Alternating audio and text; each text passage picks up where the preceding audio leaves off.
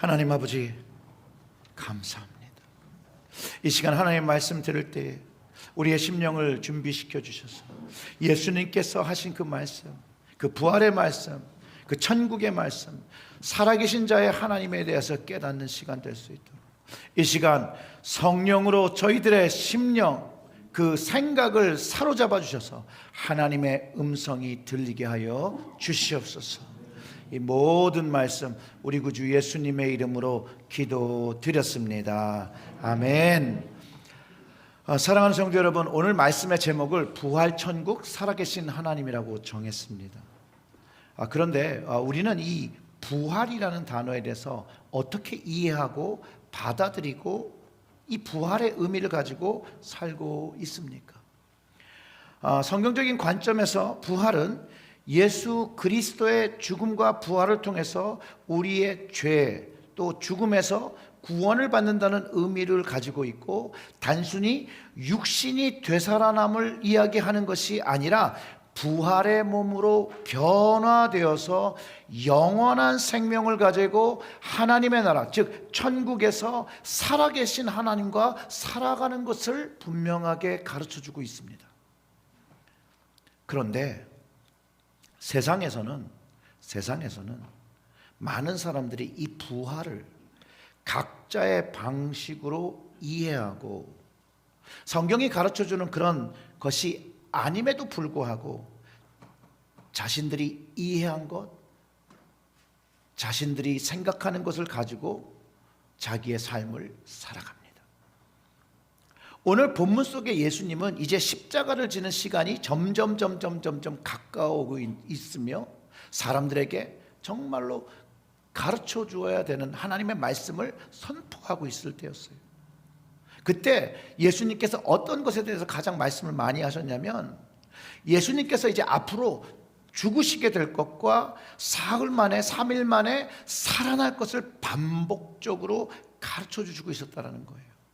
우리가 오늘 12장을 묵상하는데 마가복음 8장 13절부터 보면 인자가 많은 고난을 받고 장로들과 대제사장들과 서기관들에게 버림받아 죽임을 당하고 사흘 만에 살아날 것을 비로소 그들에게 가르치시되라고 기록하고 있고요.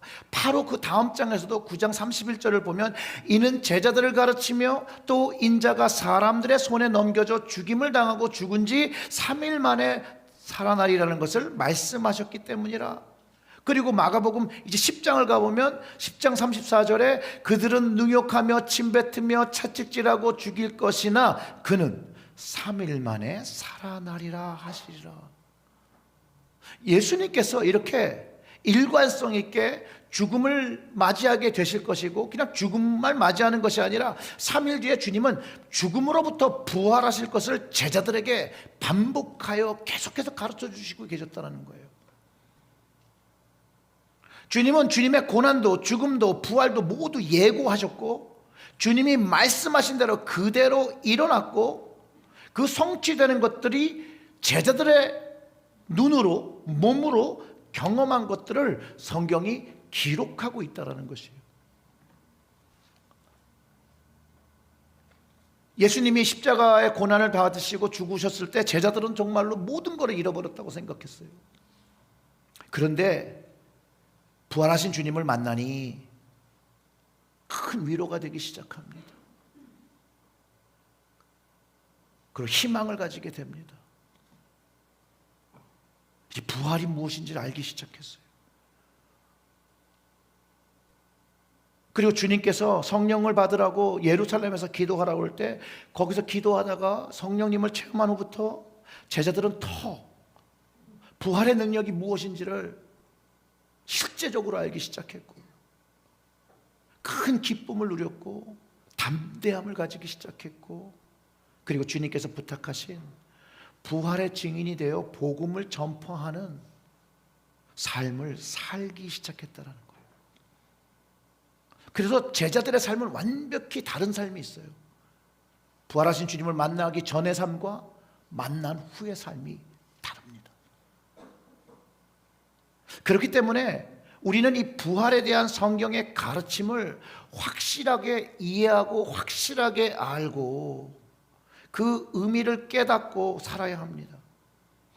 예수님의 부활은 우리가 스스로 해결하지 못하는 죄의 문제를 해결하고 죽음의 문제를 해결함을 받는 것과 동시에 이 부활은 우리에게 소망을 주는 것이에요. 궁극적으로 하나님의 나라에서 영원히 살게 되는 죽음을 뛰어넘는 그 천국의 소망을 가지고 살아가는 확신을 주기 시작한다는 거예요. 예수님의 부활은 믿는 자에게 그 부활과 영원한 생명에 대한 확증을 주는 결정적인 체험이라는 거예요. 결정적인 체험. 이 부활은요, 변하지 않는 진리이면서 기독교 신학의 핵심입니다. 핵심. 예수님이 그래서 제자들에게 이 부활에 대해서 강조하셨고, 또 이 부활을 주님께서 몸소 보여주시죠. 그래서 그 부활을 봄으로 인하여, 경험함으로 인하여 그 믿음이 굳건해지며 이제 주님 하신 말씀을 실제적으로 믿어 복음을 전하기 시작한다는 거예요. 살아계신 하나님을 증거하기 시작한다는 거예요. 주님이 부활하신 걸 보면서 살아계신 하나님을 만나기 시작한다는 거예요. 그런데 오늘 본문을 보면 예수님께서 이 부활을 믿지 아니하는 사두개인들과 이제 대화를 하십니다. 사두개인들이 누구냐면요, 그 당시에 정치적, 종교적으로 가장 큰 영향력을 가지고 있던 집단이었어요. 로마의 지배를 받고 있는데 큰 영향력을 행사하니 로마랑은 어떻게 지냈을까요? 친하게 지냈겠죠. 친하게. 그리고 황제에게 충성하는 모습을 분명하게 가지고 있었어요. 그리고 이 부활이 없다고 믿는 이 사두개인들은요, 예수님을 곤경에 빠뜨리기 위해서 한 가지 예를, 한 가지 상황을 만들어서 이렇게 되면 어떻게 되겠습니다 라고 하면서 한 여인이 7 형제와 차례로 결혼했지만 이제 모두 죽어 부활이 때에 됐을 때 그 여인은 도대체 누구의 아내가 되는지를 질문합니다. 근데 이것은 율법이 요구하는 것이에요. 자식 없이 형이 죽었을 때 그 아내를 취해서 형을 위해서 그 대를 이을 수 있는 후손을 보아야 한다는 것이 신명기 25장 5절과 6절의 말씀에 기록되어 있어요. 형제들이 함께 사는데 그 하나가 죽고 아들이 없거든 그 죽은 자의 아내는 나가서 타인에게 시집가지 말 것이요 그의 남편의 형제가 그에게로 들어가 그를 맞이하여 아내로 삼아 그의 남편 형제된 의무를 그에게 다 행할 것이요 그 여인이 낳은 첫 아들이 그 죽은 형제의 이름을 잊게 하여 그 이름이 이스라엘 중에서 끊어지지 않게 할 것이니라. 이 말씀은요, 죽은 형제에 대한 의무예요. 좀 옛날 말로 하면 이런 말로도 사용됐어요. 형사 취수제라고 불렀습니다. 율법이었고요, 거부하면 안 되는 것이었어요. 이 율법을 가지고 새로운 상황을 만든 거예요. 있는 상황이 아니라 새로운 상황을 만들었어요. 그런데 여러분 한번 생각해 보세요. 도대체 이 집안은 도대체 어떤 집안이길래 이 집 남자들은 다 자식을 못 보고 다 죽어요.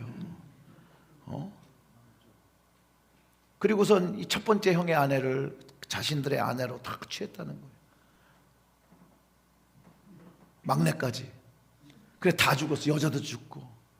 근데 다 죽은 애 부활하면 이 아내의 남편은 도대체 누가 되는 것이라고 질문을 한다는 거예요. 근데 이 질문이 예수님을 곤경에 빠뜨릴 만한 여러분 질문이라고 생각이 되십니까? 이분들은 좀 자신했던 것 같아요. 왜냐하면 바리새인들이 세금의 문제로 예수님을 시험하고 곤경에 빠뜨리려고 했는데 이제 실패한 다음 상황에서 이 사두개인들이 딱 등장을 하고 있는 거예요.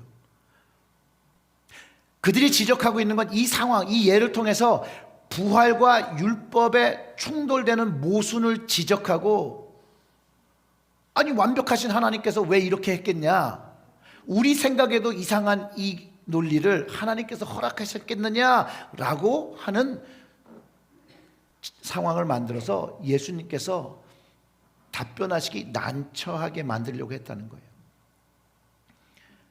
부활 후의 상황을 고려하지 않고 율법을 제정하신 하나님의 불합리성이 있지 않느냐라고 주장하면서 부활의 믿음, 이거는 하나님이 이런 거 허락하시지 않는다라고 얘기한 거예요. 근데 어쩌면 한번 생각해 보세요. 이런 이들이 그 당시에 권력을 붙잡고 종교적이든 정치든 힘을 휘두르는 사람들이 더 있었기 때문에 어쩌면 주님은 더 부활에 대해서 가르치시고 제자들에게 반복하여 가르쳐준 줄 몰라요. 우리 신앙의 핵심이 되어야 되는데, 기독교의 핵심이 되어야 되는데, 우리는 정말 이 부활을 어떻게 받아들이고 이 부활을 어떤 모습으로 받아들이며 살아가고 있냐는 것이에요. 예수님은요, 자신의 부활에 대해서도 말씀하셨지만 주님을 믿는 백성들도 부활할 것이라고 가르쳐 주세요. 이것은 요한복음 6장에 통해서 한번 좀 보겠는데, 6장 39절과 40절의 말씀은 이래요. 나를 보내신 이의 뜻은 내게 주신 자 중에 내가 하나도 잃어버리지 아니하고 마지막 날에 다시 살리는 이것이라. 그게 하나님의 뜻이래요. 부활시키는 것이. 40절을 보면요, 이래요. 내 아버지의 뜻은 아들을 보고 믿는 자마다 영생을 얻는 이것이니, 이 영생을 얻는 것이 이것인데 그 이것이 마지막 날에 내가 이를 다시 살리리라 하시니라. 즉 부활의 생명을 경험하는 것이라고 가르쳐주고 있고 하나님의 뜻이라는 거예요. 그러니 주님께서 이것을 반복해서 당연히 가르쳐 주셨겠죠. 계속해서 말씀하셨을 거라는 거예요. 여전히 주님은 우리가 이 부활의 의미를 깨닫고 부활의 능력을 체험하며 부활의 소망을 가지고 살아갈 것을 분명히 원하신다는 거예요. 40절의 말씀에도 예수님을 보고 믿는 자가 마지막 날에 다시 부활하는 것이라고 선포하고 있다는 거예요. 예수님께서 먼저 죽고 부활하심으로 믿는 자들도 마지막 날에 부활하실 것을 가르쳐주고 있다는 것이에요. 고린도서 15장 21절과 22절의 말씀이 이를 잘 뒷받침해 주는데요, 우리 다 같이 함께 읽어볼까요? 사망이 한 사람으로 말미암았으니 죽는 자의 부활도 한 사람으로 말미암는도다. 아담 안에서 모든 사람이 죽은 것 같이 그리스도 안에서 모든 사람이 삶을 얻으리라. 아멘. 여기서 모든 사람이라는데 이 모든 사람은 아까 요한복음에 아들을 보고 믿는 자예요. 그를 살리신다라는 거예요. 그를. 그리고 주님이 이 일을 하시는 것, 고난을 당하시고 십자가에 죽으시고 부활하신 이 모든 이유가 하나님 아버지의 계획, 하나님의 뜻이라는 거예요. 그 부활과 그 천국, 그것을 경험하라는 거예요. 오늘 본문 24절과 25절의 말씀을 제가 읽어드리면 이렇습니다. 예수께서 이르시되 너희가 성경도 하나님의 능력도 알지 못함으로 오해함이 아니냐. 사람이 죽은 자 가운데서 살아날 때에는 장가도 아니가고 시집도 아니가고 하늘에 있는 천사들과 같으니라. 이 예수님의 답변은요, 사두개인들이 무지하여, 즉 성경도 잘 모르고 율법도 이해하지 못해서 하나님의 능력을 알지 못해서 그렇게 말하는 것이라는 것이에요. 그런데 이것을 원어로 보잖아요. 우리가 오해한다라는 이 말이 우리가 생각하는 의미하고는 좀 달라요. 히브리어 플라나오라는 말은 길을 잃었다라는 어원에서 시작하고 있고요, 참된 신앙과 가르침, 그 진리에서 벗어났다, 변질되었다라는 의미예요. 그게 오해했다는 것이에요. 그렇기 때문에 사두개인들은 부활의 의미와 그 참 가치에서 벗어나 자신들이 생각하고 있는 생각으로 인간관계 속에서 이해하려고 했고, 그리고 그것에 자기 생각에 의해서, 자기 경험에 의해서 변질시켰다라고 가르쳐주고 있다는 거예요.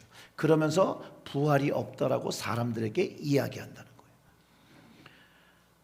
실제로 그렇기 때문에 그들의 믿음의 삶이 반영되기 때문에 그들의 삶은 현세적이고, 그렇기 때문에 친로마 성향을 가졌고 황제를 따랐어요. 왜냐하면 권력 구조로 움직여야 되는 사람들.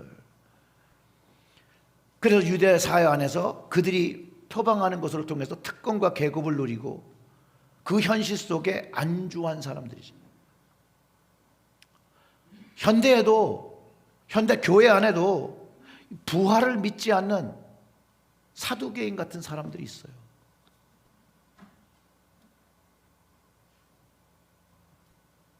부활이 경험되지 않은 거죠. 그래서 부활을 내가 생각하고 내가 이해할 수 있는 방법으로 이야기를 해요. 그리고 그 논리가 맞다고 생각하기 때문에 그 논리를 계속 주장해요. 근데 이들도 주님이 말씀하시는 하나님의 능력을 알지 못하기에 두려움 없이 하나님의 말씀을 다르게 표현하기 시작한다는 거예요. 오해해서 말하기 시작한다는 거예요. 참 가치에서 그 진리에 벗어나서 변질된 것들을 말하는데 본인들은 그런 걸 모르는 거죠. 그런데 중요한 건요, 이들의 말과 논리를 잘 들어보면 부활도 천국도 살아계신 하나님도 만나보지 못했기 때문에 하는 말을 하고 있다는 거예요. 그래서 예수님께서 이들에게 이렇게 말씀하시는 거예요. 너희는 산자의 하나님을 알지 못하느냐? 이렇게 물어보신 거예요. 하나님을 진실로 만나지 못했기 때문에 너희가 너희 생각과 욕심으로 크게 오해, 크게 변질되었고 미혹되었구나, 이렇게 말씀하시고 계신다는 거예요. 그 26절을 읽어보면 이렇습니다. 죽은 자가 살아나는 것을 말할진대 너희가 모세의 책 중 가시나무 떨기에 관한 글에 하나님께서 모세에게 이르시되 나는 아브라함의 하나님이요 이삭의 하나님이요 야곱의 하나님이로다 하신 말씀을 읽어보지 못하였느냐? 하나님은 죽은 자의 하나님이 아니요 산 자의 하나님이시라 너희가 크게, 여기도 똑같죠, 오해하였느니라. 오해하였도다 하시느니라. 이 모세오경의 이야기를 하는 이유는 사두개인들이 인정하는 하나님의 말씀은 모세오경이에요. 그래서 그 모세오경 속에서 예수님께서 그것을 인용해서 설명하고 계시는 거예요. 그러면서 이런 거죠. 그 가시떨기 나무를 통해서 모세가 하나님을 만나고 하나님께 말씀하신 그 말씀이 됐을 때 모세가 죽어서 만났냐? 아니면 살아서 만났냐? 이렇게 물어보는 거예요. 모세는 하나님을 살아서 만났습니까? 죽어서 만났습니까? 살아서 만났습니다. 하나님은 산 사람의 하나님이라는 거예요. 사람이 살아있을 때 하나님을 만나는 것이라는 것이에요. 예수님은 그 살아계신 하나님을 만나면 그 부활과 천국이 무엇인지를 알 수 있다는 거예요. 그리고 그 살아계신 하나님의 능력으로만 이 부활을 이해하고 부활을 체험하고 부활을 안다라고 가르쳐주고 계시다라는 거예요. 살아계신 하나님을 이 가시나무 떨기를 통해서 모세가 만나니까 그에게 하나님의 능력이 나타나기 시작합니다. 옛날에는 그냥 막대기였는데 이 지팡이가 바뀝니다. 그가 하나님의 말씀을 대언하니까 10가지 재앙이 임합니다. 그가 믿음으로 홍해를 밟으니 홍해가 갈라지는 기적을 경험합니다. 광야에서 하나님께서 하나님의 능력으로 공급하시니 만나와 메추리기가 공급되어져 그 생명을 유지합니다. 살아계신 하나님의 능력이라는 거예요. 마찬가지로 하나님의 능력, 살아계신 하나님의 능력으로 부활을 경험하는 것이라고 말해주고 있는 것이에요. 예수님이 이렇게 답변하시면서 이 답변은 그들의 마음속에 또 다른 질문을 일으키고 있습니다. 사두개인들에게. 너희는 정말 살아계신 하나님을 만났기에 이런 이야기를 나에게 하는 것이니, 아니면 살아계신 하나님을 만나지 못했는데 너희 목적에 따라 하나님의 말씀을 이용하고 너희 삶을 위해서 악용하고 있는 것이니 라고 하며 그들의 마음에 저는 도전되었다라고 생각합니다. 복음서에서 이런 일들이 일어날 때 그들의 마음속에 예수님을 죽이고자 하는 마음이 들었더라고 하거든요.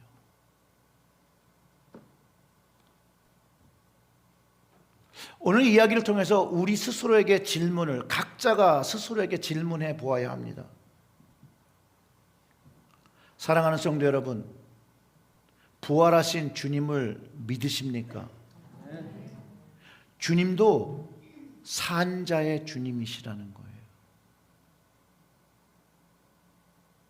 이 부활의 주님을 만나야 되는 것이에요. 그래야 부활을 이해하고 천국을 소망하며 살아계신 하나님을 경험하며 살 수 있어요. 바울의 모습이 정확하게 그걸 보여줍니다. 바울이 그 다메섹 도상에서 주님을 만난 체험이 있었기에 그거가 증거가 되어서 정말로 자기의 인생을 주님께 다 쏟아드릴 수 있도록 주님, 부활의 주님을 확실하게 만났기 때문에 그는 부활의 거듭남을 경험했고 성령을 체험하며 천국의 확신을 가지고 천국의 말씀을 선포하며 살아갑니다. 담대하게 선포합니다. 오늘 말씀을 정리하면 이렇습니다. 예수님께서는 제자들에게 고난과 죽음 그리고 부활을 다 미리 예고하셨고 실제로 그 말씀대로 다 부활하셨고 또 이제 승천하셨고 성령을 주신다 하셨고 제자들은 성령을 받았고 그리고 성령을 받은 후에 살아계신 하나님 그 성령님을 경험하며 복음 전파, 주님 다시 오시는 날을 기다리며 천국의 그 날을 거할 것을 기다리며 자신의 인생을 하나님께 드렸다는 거예요.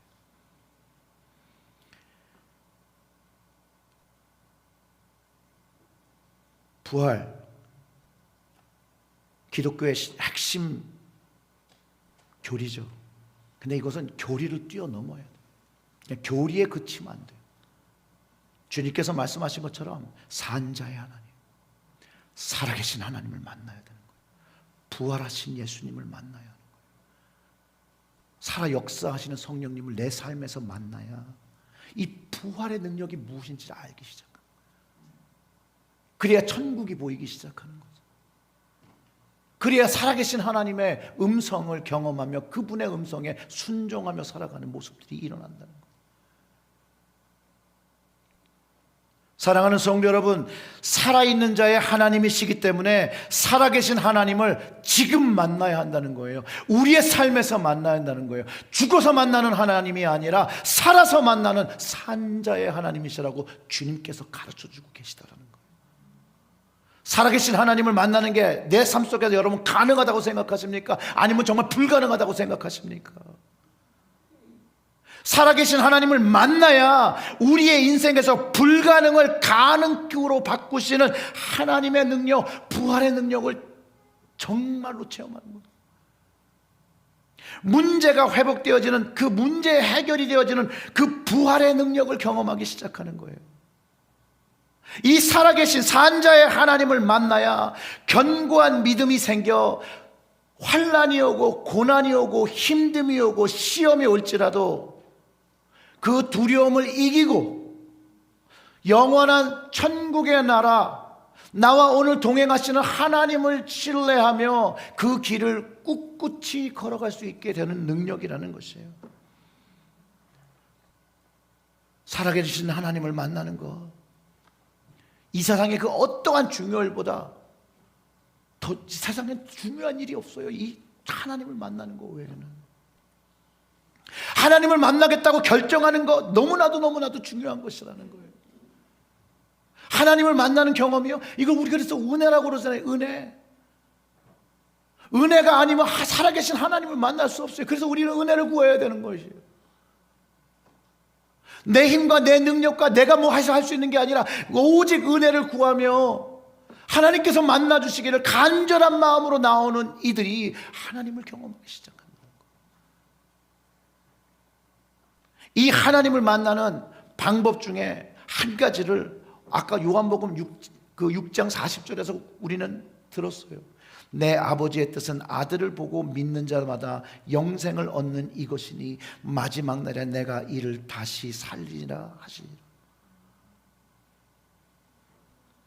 살아계신 하나님을 경험하는 것, 살아계신 예수님을 경험하는 것, 살아계신 성령님을 체험하는 것, 주님을 먼저 보고 믿는 것이에요. 사두개인들은 믿지 않았어요. 주님이 말씀하시는 하나님의 뜻도 믿지 않았어요. 그런데 우리는 믿어야 한다는 거예요. 그래야 볼 수 있고 만질 수 있고 체험할 수 있다는 거예요.